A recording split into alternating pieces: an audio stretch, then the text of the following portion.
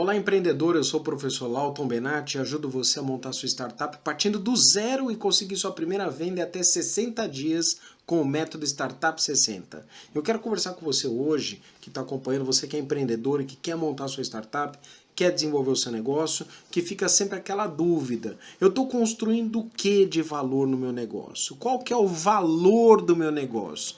Será que esse negócio vai valer alguma coisa no futuro? Sim, eu sei que você se pergunta sobre essas questões, porque fica sempre aquela ansiedade do empreendedor em imaginar, no final das contas, o que eu estou trabalhando, o que eu estou produzindo, o que eu estou construindo, ele tem algum valor para as outras pessoas e se esse valor existe, quanto é que vale no final das contas, né? Vale 100 mil, vale 1 milhão, vale 10 milhões, vale 1 bilhão de dólares, né? No caso lá dos unicórnios, tem conteúdo aí no canal para isso, certo? Então, quanto que vale o meu negócio? E aí fica naquela questão, né, que fica patinando, como que eu vou calcular esse tipo de coisa? Então, saber o valor da empresa, o que significa esse termo que eu vou falar agora para vocês, chama valuation, né? O que é e como calcular o valuation das empresas. Como alcançar ou multiplicar o valor da sua empresa? Como saber quanto que vale o negócio que você está construindo? Então essas são perguntas justas, tá? Então todo empreendedor ele quer realmente saber se ele está construindo um valor, se ele está de fato gerando valor, né, na empresa, né? Então qual que é o valor efetivo do negócio que ele está sendo construído, né? Os empreendedores eles trabalham para fazer o negócio dar lucro, obviamente, né? Então, todo mundo trabalha para que o negócio dê lucro. E também, além do negócio dar lucro, né, em termos operacionais, também qual que é o valor do negócio. Por exemplo, se você é dono de uma casa, não basta apenas que você, por exemplo, coloque ela para render de aluguel. Você também está interessado, além do aluguel, em quanto que vale essa casa, não é? Então você quer saber quanto vale essa casa. Eventualmente te interessa de vez em quando saber, tá? Beleza, eu ganho 3 mil reais de aluguel, 5 mil reais de aluguel, 1.000 reais de aluguel. Tá, mas e essa casa vale quanto no final das contas? Se eu fosse vender essa casa hoje, quanto que eu pegaria nessa casa? Quanto que eu conseguiria vender? Então, entender o que é o que nós chamamos então de valuation, ou seja, o valor da sua empresa, como funciona, como calcular esse valuation, isso é um negócio importante, porque resolve uma dor muito relevante, né? Que os empreendedores eles trabalham para fazer com que o negócio dê lucro e crescer de valor, né? Então, não saber quanto vale o seu negócio pode prejudicar futuras negociações, principalmente numa situação que você tenha um investidor que tem interesse em investir no seu negócio, mas você não sabe quanto. E calma que tem coisas importantes aí para a gente discutir, tá? Então a gente vai saber como é que funciona isso, a gente vai entender como é que funciona os métodos de cálculo aqui para a gente fazer e principalmente quando que a gente tem que se preocupar com essa questão, porque eu já te adianto já, tem muito empreendedor que fica o tempo todo preocupado em quanto vale o negócio e se esquece de fazer o negócio valer alguma coisa. Então a gente também tem que ter esse equilíbrio nesse sentido, tá? Então eu já peço para que você se inscreva no nosso canal, curta e compartilhe esse conteúdo, né? Já faça seus comentários, esses comentários e o fato de você curtir o material faz com que esse conteúdo tenha relevância e também direcione o melhor possível, os melhores resultados possíveis para você que é empreendedor, que quer desenvolver o seu negócio. Então conte conosco aqui e vamos diretamente a essa questão, né? Primeiro entender o que é esse valuation, antes de mais nada, né? A gente saber assim, o que é valuation?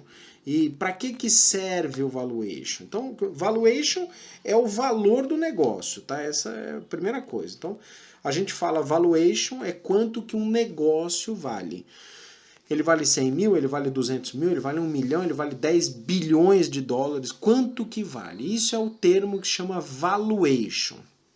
E a próxima pergunta é: para que serve o valuation? O valuation ele serve para que a gente possa mensurar, se fosse traduzir todo o seu negócio em dinheiro, quanto é que esse negócio teria de valor. Tá? Então esse é importante para a gente conversar.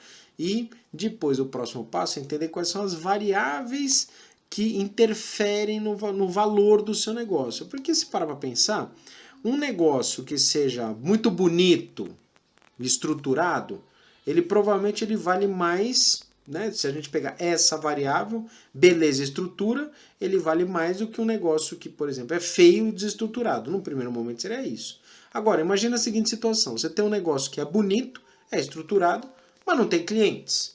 E o outro negócio, ele é até feio, meio desestruturado, meio bagunçado, mas está cheio de clientes. Eu pergunto para você, qual é o negócio que vale mais? É óbvio que o negócio que tem clientes, ele tem um valor maior, porque ele tem maiores condições de gerar negócio. Então, a gente precisa entender quais são essas variáveis que estão sendo trabalhadas nesse sentido, né, para que a gente possa, de fato, conhecer esses pontos e não cometer erros, principalmente erros de avaliação de negócio, tá? Então, a gente precisa enxergar, primeiro, né, a primeira variável, são um conjunto de variáveis, tá, para a gente poder classificar, porque não adianta só a gente falar, por exemplo, em vendas, ou só em lucro, ou só em faturamento, não, tem um conjunto de variáveis, até porque nós estamos falando de startups, e startups a gente tem uma pegada tecnológica que muitas vezes não é o quanto você está vendendo hoje, mas sim qual é o potencial do negócio. Eu vou te dar um exemplo. Essa última ferramenta que tanto está mexendo com as estruturas do mercado tecnológico, ChatGPT, ele pouco vende. O resultado do que ele arrecada de vendas é muito baixo. Até então ele não vendia nada. Agora que ele passou a fazer uma assinatura lá ridícula de alguns poucos dólares. Tá? Mas até então, o faturamento era zero.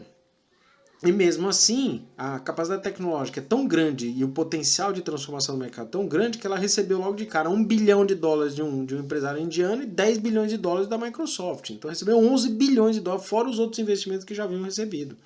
Então você vê que às vezes eu posso ter até um faturamento baixo ou às vezes nem compensatório. O exemplo, o WhatsApp, por exemplo, até hoje não fatura nada. Ele não tem uma renda, né? O WhatsApp em si, ele não tem uma renda. E tem um valor de mercado gigantesco, porque ele não vende locação, né? Ele não vende lá o espaço, né? Ainda que tenha um negócio business to business, tem algumas ferramentas de remuneração, mas passou a vida toda não cobrando dos usuários, né? Você que tem o WhatsApp, você provavelmente não paga por isso. Você que tem o Telegram, você não paga por isso, e ainda assim ele tem um valor de mercado muito importante, né? Você tem o Twitter, por exemplo, que você pode não necessariamente pagar pela sua conta, e ele tem um valor de mercado aí, tanto vê que o Elon Musk comprou o Twitter aí por alguns bilhões de dólares aí. Enfim, as empresas elas não necessariamente elas têm o valor vinculado ao faturamento. É importante, tá? É importante, que é uma variável importante, mas quais são as variáveis que interferem no valor de mercado de uma empresa, no valuation, tá? Então, primeiro, o próprio tamanho de mercado é uma variável. Eu estou atuando, né? A empresa que eu estou atuando, ela está num segmento que o mercado é gigantesco? Se for, você tem mais chance dessa empresa valer alguma coisa. Você tem a visão do empreendedor e o time, né? Então a figura, a primeira visão do empreendedor e o próprio time né? de colaboradores do empreendedor. Porque dependendo de como é que é esse empreendedor, ele pode ter um maior ou menor valor. Porque isso está associado à capacidade dos gestores. Se você tiver uma empresa em que os gestores eles não tenham muita capacidade tecnológica ou de negócio, provavelmente a empresa vale menos ou não vale nada. Ao passo que você pode ter uma empresa que às vezes é até pequena, mas você está com um conjunto de empreendedores muito valiosos, que tem bastante experiência, tem bastante network, muito contato, então provavelmente a empresa já vale mais. Eu fico imaginando uma empresa fundada hoje, do zero, por uma pessoa, por exemplo, que nem o Bill Gates, né? Então é lógico que essa empresa teria um valor de mercado já gigantesco logo de cara. Por quê? Porque nós confiamos na capacidade do Bill Gates em gerar negócio, a competência dele, né? Nesse sentido. Né? Independente de endeusar pessoas, mas é muito mais fácil você dar valor para uma empresa que é gerenciada pelo Bill Gates, ainda que comece do zero, do que para uma empresa de uma pessoa que não tenha tanta experiência, né? Você tem a estratégia da empresa. Então, o tipo da estratégia da empresa, qual que é o modelo de negócio da empresa, pode afetar o valuation. Então, você tem modelos de negócio que são mais rentáveis e você tem modelos de negócio que demoram um pouco mais para ter retorno. Uma startup é uma empresa que tem bastante agilidade. Então, o modelo de negócio de startup tende a ser um modelo mais acelerado, que gera melhores resultados. Não estou dizendo que é obrigatório, estou dizendo que tende a. É óbvio, se tudo fosse perfeito nas startups, nenhuma startup quebraria, o que a gente sabe que não é verdade. A maioria, inclusive, quebra. Tá? Então a gente precisa tomar um certo cuidado nesse sentido. De novo, não é para endeusar pessoas e empresas, mas a gente enxerga que as startups elas têm um grande potencial de crescimento. Produtos e serviços também. Qual é o produto e serviço que é oferecido? Né? Qual que é o recorte de produto e serviço que está sendo oferecido? Então, é um tipo de produto ou serviço que tem um apelo comercial muito grande, que tem um apelo da sociedade muito grande hoje. Então, ótimo, esse produto e serviço tem mais valor de mercado do que produtos que já de repente caem em desuso, tem baixa tecnologia, não tem, né, ainda direcionamento, então por aí vai, né? A quantidade de concorrentes desse mercado, então se você está navegando num oceano azul com baixos concorrentes, às vezes nenhuma concorrência, existe uma grande chance de você ter um domínio do mercado, pelo menos parcial ou inicial. Então os concorrentes também têm um impacto muito grande nesse sentido. O crescimento do mercado também, ou o momento do mercado, é algo fundamental. Você tem um monte de iniciativas que são espetaculares, mas estão definidas no momento de mercado incorreto ou inadequado, ou é muito novo ainda, o mercado não está preparado para isso. Então, às vezes você tem ideias espetaculares, mas o mercado ainda não está preparado para lidar com essa situação. Em outras situações, a ideia é muito boa, mas o mercado já passou o bonde, já caiu em desuso. Então, a gente precisa enxergar a capacidade de crescimento do mercado, o momento do mercado. Então tem situações em que existe uma capacidade muito grande de crescimento do mercado, mas o momento de mercado agora está passando por uma crise, está passando por um abalo no mercado financeiro, então não, às vezes não é um momento propício para essa questão, né? Então pode acontecer, né? Um conjunto de fatores. Nós temos aí a questão do desenvolvimento tecnológico. Isso sim afeta principalmente no caso das startups. Eu estou trabalhando com um tipo de atuação, produto, serviço ou mercado de alta tecnologia, você sempre tem maiores perspectivas que isso gere resultados, né? Que dê maior valor para a sua empresa, que você consiga construir ou alcançar o maior valor possível. Agora, tem situações ou empresas ou modelos de negócio que a questão tecnológica é muito baixa, então você pode ser facilmente copiado, você pode ser facilmente ultrapassado porque a sua capacidade tecnológica é muito baixa. Então, nesse sentido, a capacidade tecnológica tem um peso gigantesco no valor das empresas, das variáveis.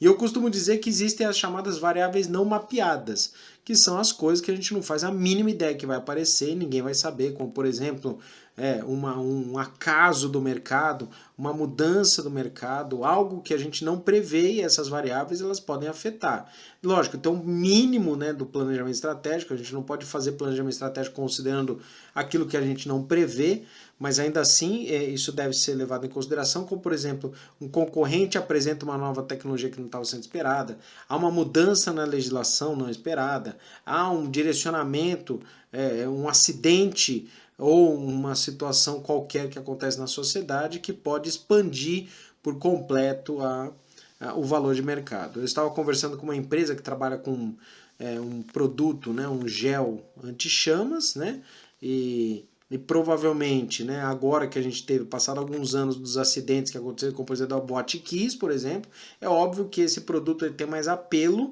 do que estivesse sendo ofertado antes do trágico acidente da Boate Kiss. Então é lógico que um produto como esse tem um apelo comercial hoje trágico, né? Infelizmente, mas em termos de variáveis não controláveis pode acontecer esse tipo de coisa, certo? Bom, nós temos então diversos métodos para calcular ou definir o valor da empresa, né? O valuation da empresa, certo? O que a gente vai conversar aqui sobre esses métodos, mais do que o aspecto técnico em si, porque o aspecto técnico exige contas e tudo mais, não é o foco desse vídeo aqui, mas eu vou citar para vocês os diversos métodos, eu vou citar aqui para vocês 7 métodos, inclusive. Você não encontra esses 7 métodos consolidados em um único ambiente, é importante deixar claro. Se você pesquisar, você vai encontrar 2 ou 3, então eu estou reunindo para você em uma única apresentação, em um único vídeo aqui, conteúdo, 7 métodos para você desenvolver, para que você possa pensar. Alguns métodos eles são de fato baseados em uma questão subjetiva, e isso é importante entender nas startups, que nem tudo é levado nos aspectos da objetividade, tá? Então existe um alto grau de subjetividade nessas questões, porque depende muito de premissas futuras do que de situações passadas. Até porque nós estamos falando de startups, diferente de um valor de mercado de uma empresa qualquer. Então, para que a gente possa conversar com isso, eu primeiro preciso só fazer um rápido exercício comparativo de valor. Você pegar uma empresa tradicional, como é que funciona o valor de mercado de uma empresa tradicional? As pessoas fazem assim, no básico, tá? Elas fazem o seguinte, primeiro elas somam tudo que a empresa tem de ativo. Cadeira, computador, prédio, essas coisas todas, que isso é o tangível, isso não tem muito o que discutir. Uma startup também pode fazer isso, tá? Então você calcula o ativo tangível lá, então o carro da empresa, prédio da empresa, computador da empresa, mesa, cadeira, fio, instalações, você tem isso aí, é tangível direto. E depois calcula uma base, como por exemplo, você tem um total de faturamento dos próximos tantos meses, né? Por exemplo, dos próximos 5 anos, dos próximos 24 meses, dos próximos 12 meses, e com base nisso você tem um valor de uma empresa tradicional, uma pizzaria, um escritório contábil, você tem um escritório jurídico, você tem uma empresa, uma indústria de transformação, enfim, você calcula isso, você calcula o valor dos ativos do parque tecnológico, né, do parque industrial, você calcula o faturamento que ela tem e isso te dá um valor da empresa. Isso é o básico, na verdade, de valuation, né, de valor de empresa. Nas empresas tradicionais funciona, que é uma maravilha isso. É um modelo extremamente consolidado, né? Que esse é o modelo chamado total de ativos mais o lucro líquido. Esse é o mais simples de todos, esse é o primeiro dos 7, tá? Agora, uma startup, o que acontece? Por que esse método para startup ele pode não ser tão representativo? Porque a gente está falando, de uma forma geral, para empresas que já estão consolidadas. E uma startup, ela está em constante transformação. O que ela fatura hoje provavelmente não vai ser o que fatura amanhã, ela provavelmente vai faturar muito mais, ou está passando por oscilações. Ou ela às vezes não tem faturamento nenhum e daqui a pouco ela tem um faturamento gigantesco. Então a startup, ela tem uma... O caminhar da startup é diferente de uma empresa convencional. Aí é que está a questão. Então, por conta disso, o que nós temos é que esse método do total de ativos mais o lucro líquido, ele não é geralmente utilizado para calcular o valor de uma startup. Não funciona dessa forma. Por isso que geralmente o que se faz é esse método é mais utilizado para as empresas convencionais do que para startups. Para startups, o que se costuma fazer são outros métodos, como por exemplo, eu posso utilizar então o segundo método que é chamado do método base zero. O que é o método base zero? Como é que o próprio nome diz, né? Então, base zero, aqui a gente está dizendo o seguinte, se eu começasse do zero hoje, né, a empresa, né? Então, metodologia base zero, eu começasse do zero hoje, né, quanto que eu precisaria de dinheiro para alcançar a situação, a posição, né, atual que nós temos. Então, o método base zero, ele é baseado nessa questão. Ele diz o seguinte, se eu zerasse tudo e começasse do zero e gastasse dinheiro, qual o valor que eu precisaria ter de dinheiro? É um método que funciona para startups também, para eu deixar claro, tá? Mas ainda assim, esse é um método ainda bastante, que a gente considera um método bastante conservador. Tá? E para as startups, os métodos conservadores não são, digamos assim, os mais adequados para você calcular. Nós temos então próximo, né, então, do total de 7, nós temos o método de Venture Capital, né, então a ideia do método de Venture Capital, né, o capital de risco, né, essa é a ideia do Venture Capital, só para entender, nós já tivemos material, a gente vai explicar mais vezes. Venture Capital, capital de risco, geralmente são empresas que fazem o investimento em startups com base em alto risco, altíssimo risco, né? E o que acontece, né? O Venture Capital, ele faz um cálculo que diz o seguinte, né? Quanto que você pretende investir na empresa, qual que é a estimativa de faturamento anual, lembrando que a startup ela oscila muito, né? Então ela pode ter tiros de faturamento muito grande, projeção de receita para o ano de resgate do investimento, ou seja, que geralmente não é uma regra, mas geralmente se fala em 5 anos, pode ser 7, tá?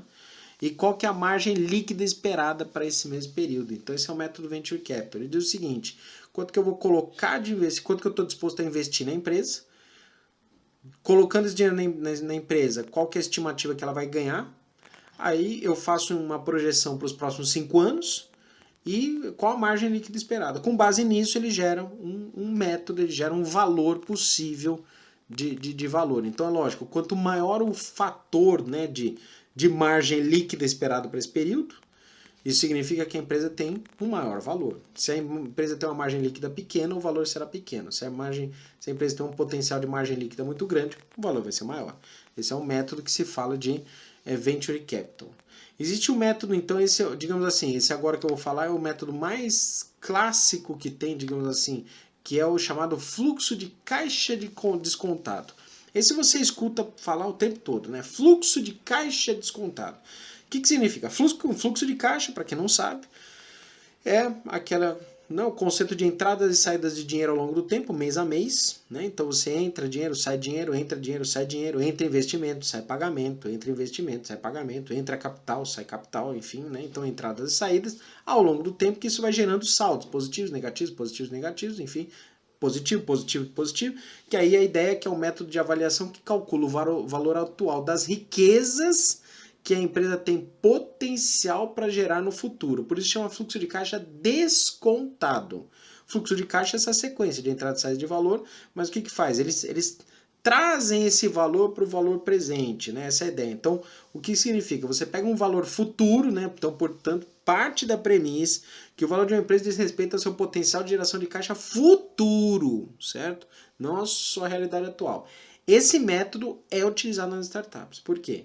Porque está dizendo o seguinte, não me interessa quanto que a startup fatura hoje, o que me interessa é qual é o potencial que a startup pode valer no futuro. E aí eu faço um cálculo de fluxo de caixa desse futuro, considerando os potenciais que a empresa tem, e para facilitar, porque eu não estou muito preocupado com a matemática em si, eu sei que você que é técnico, está vendo esse vídeo, você quer talvez a fórmula, né? Isso você encontra no Google, tá? Não se preocupa, mas acompanha o conceito, tá?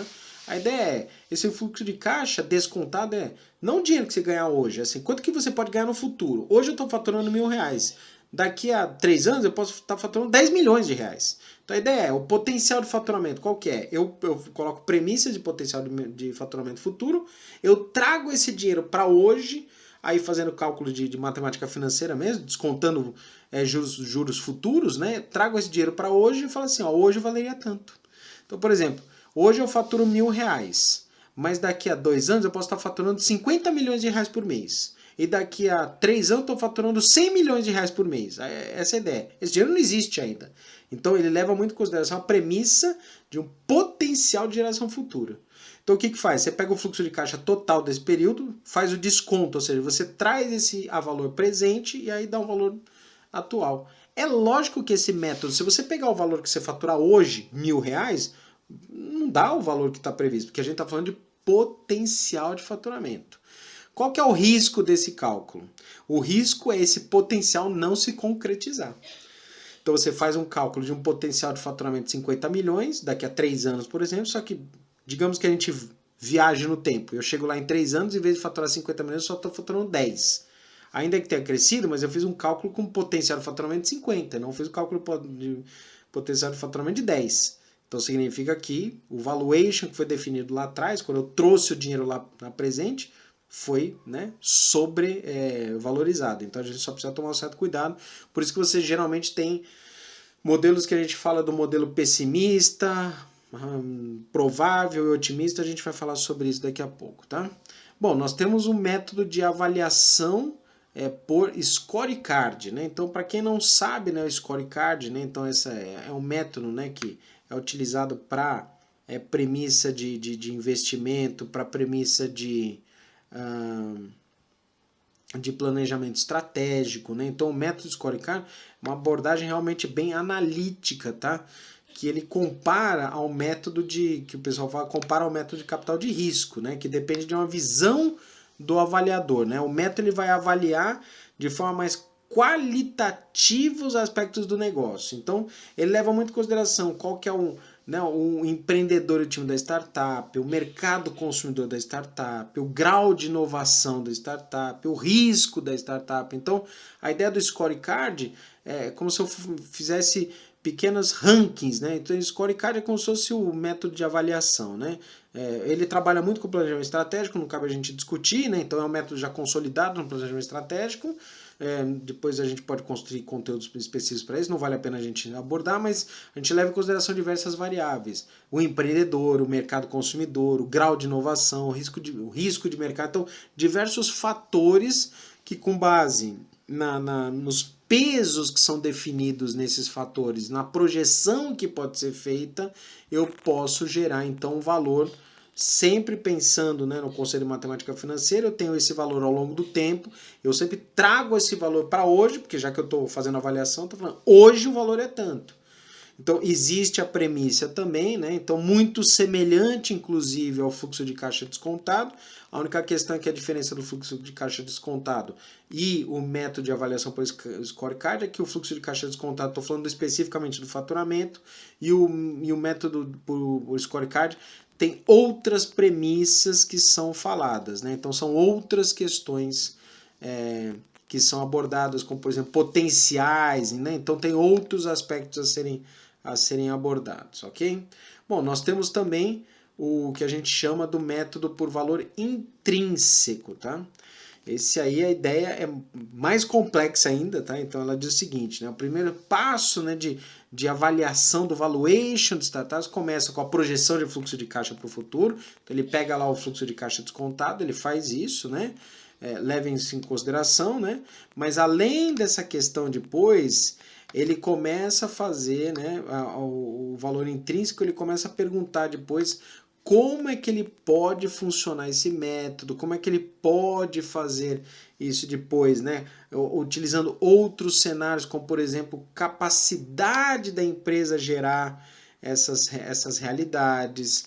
Ela pode levar em consideração alguns outros pontos, como por exemplo, qual que é o tamanho de mercado futuro, qual que é a reputação dos fundadores, quais são os aspectos dos valores da empresa, por isso que é intrínseco, né? Então, assim, de uma forma geral, se eu observar esse negócio, né, utilizando todas as possíveis variáveis que eu tenha, capacidade do gestor gerar negócios, o jeito dele fazer o negócio, a reputação dele, as barreiras de entrada que podem acontecer, ativos intangíveis, riscos gerais do negócio, por isso o valor intrínseco ele pode gerar, né, um valor específico. Tá? Isso digamos, é o método mais complexo que pode acontecer, porque ele leva em consideração muitas variáveis, é realmente complexo fazer, mas tem um aspecto específico que vale a gente comentar, que é o alto grau de subjetividade que é feito nesse modelo,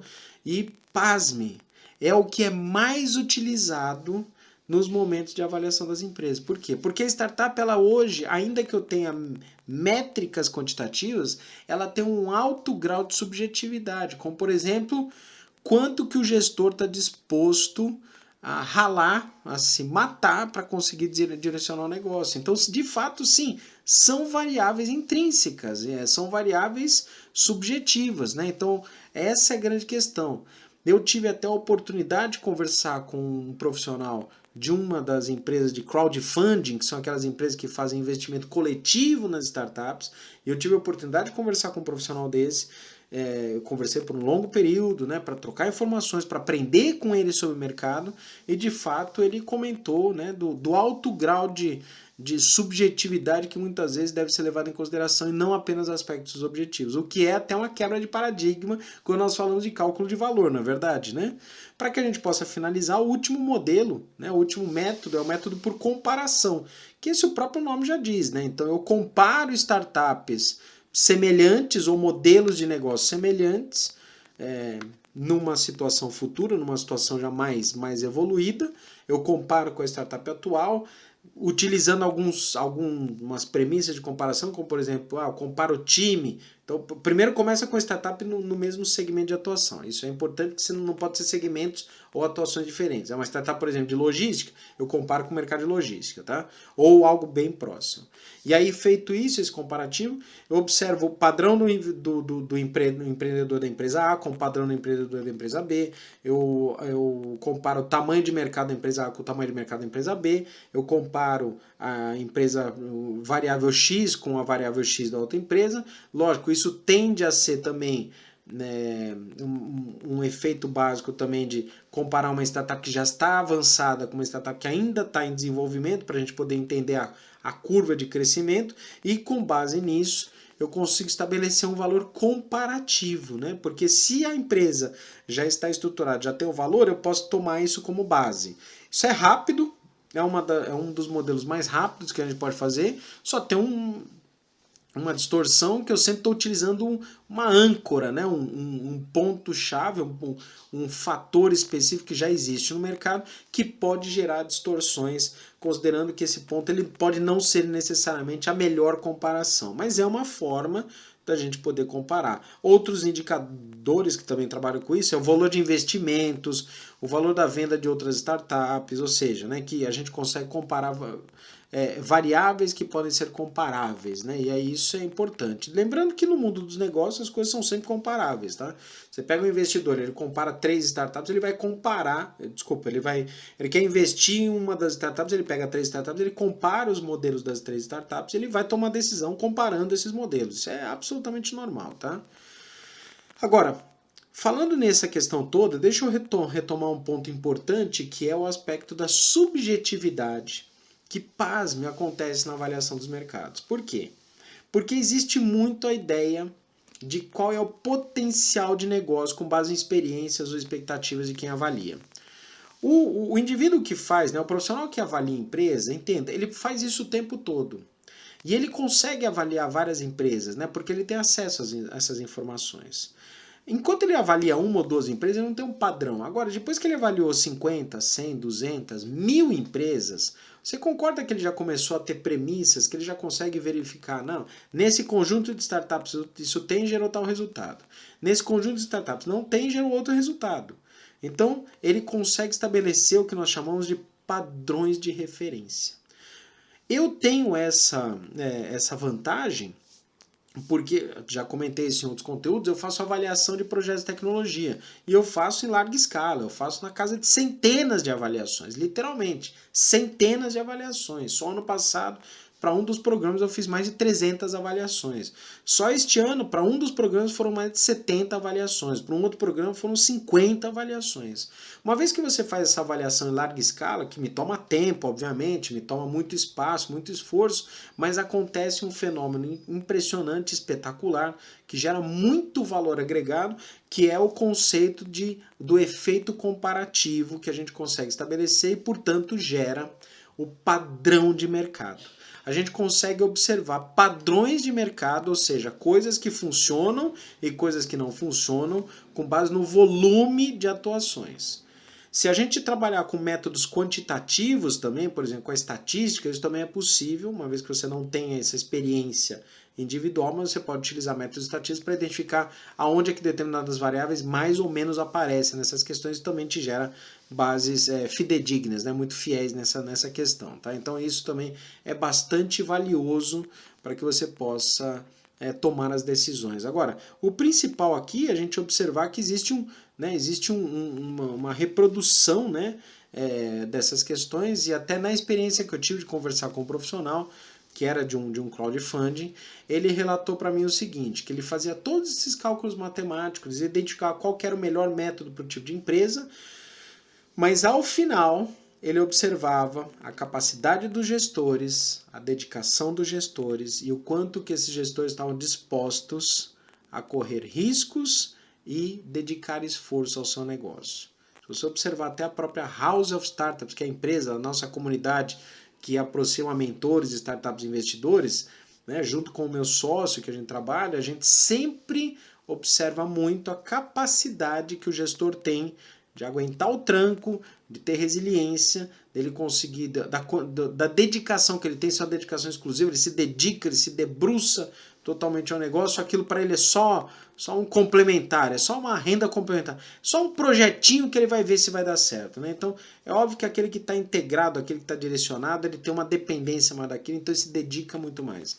Então, no final das contas, a gente aprendeu com o tempo que eu posso fazer todos os cálculos possíveis, mas os grandes negócios de fato aparecem quando a gente encontra empreendedores que estão verdadeiramente dedicados ao negócio, e é isso que eu espero que você faça também no seu negócio. Né? Então, por isso que quando a gente pensa, né, enquanto que o empreendedor deve se preocupar com valuation, em que momento que ele deve se preocupar? Respondendo a primeira pergunta não se preocupe tanto por hora. Não se preocupe em quanto o seu negócio vale. Se preocupe em o quanto você pode fazer ele valer mais. Depois, gradativamente, você pode encontrar métodos mais adequados. Calcular o valuation de uma empresa muito recente pode gerar diversas distorções, porque a gente não tem necessariamente cálculos. É mais fácil calcular o valuation de uma empresa já consolidada, que a gente já identificou as premissas básicas. Agora, uma empresa que hoje fatura 1.000, amanhã fatura 100 mil e na outra semana fatura 500, eu não consigo exatamente calcular. Agora, é mais fácil calcular o valuation de uma empresa que já está faturando 10 milhões todo mês. Já fica mais fácil, então você já erra menos. Eu não estou falando acertar, você erra de fato menos. Por isso que o valuation é mais importante que o empreendedor se dedique em gerar valor do que ficar perguntando quanto que ela vale atualmente, certo? Então, no momento oportuno, como por exemplo, na hora que você for buscar investimentos, calcular o valuation vai ser obrigatório. Agora, enquanto isso, se preocupe em fazer com que você consiga gerar valor para a sua empresa. Esse é o mais importante de todos. Até porque um dos modelos que nós atuamos, inclusive, é o modelo de fazer investimentos sem definir o percentual de valuation. Ou seja, é justamente para preservar a empresa. Ela recebe o investimento, ela preserva o quadro societário, ou seja, você definiu um valor qualquer, vale 100 mil, vale 1 milhão de reais. Ah, eu te dou 100 mil reais, você pega 10%. Né? Então a gente não sabe quanto que vale isso. Né? Ah, então a sua empresa vale 10 milhões, eu vou te dar 1 milhão, pega o 10%. A gente não sabe, de repente sua empresa hoje vale 500. De repente sua empresa vale já 50 milhões, a gente não sabe ainda. É muito novo para saber. Então, um dos modelos que a gente costuma defender é fazer os investimentos com um tipo de contrato que tem uma classificação jurídica específica de investimentos, ao qual, sem entrar no nome do técnico, chama vesting, né? Mas o nome do técnico seria esse daqui, mas na prática é um documento que o percentual que representa aquele documento ele vai ser definido num momento futuro, quando a empresa passar por uma rodada, ao qual já nessa rodada ela já vai ter maiores condições de calcular corretamente o valor do mercado. Então, essa questão, principalmente do crescimento da empresa e do empreendedor, você precisa saber o valuation da sua empresa, mas não precisa saber agora. Você precisa saber o valuation da empresa quando você passar por uma rodada de investimento.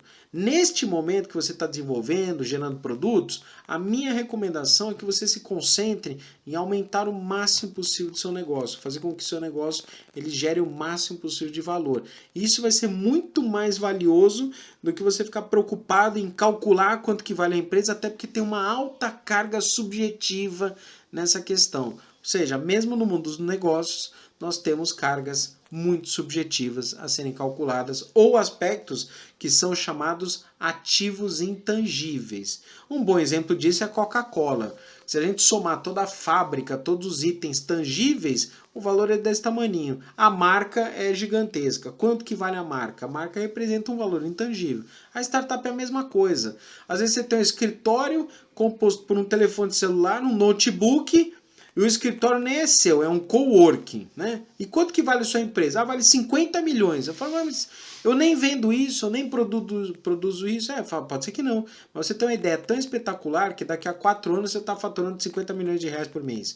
Então, essa é a ideia. Existe uma carga subjetiva que é mais importante hoje, o empreendedor, fazer o direcionamento para gerar valor e no momento oportuno. Aí sim, quando você passar para o investimento, você se preocupar com essa questão.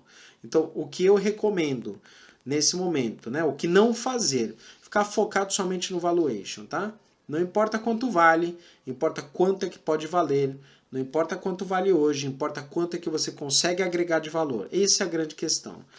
E mais do que entender contas complexas de valuation, se preocupe em aumentar ainda mais o valor que você consegue oferecer para o seu negócio.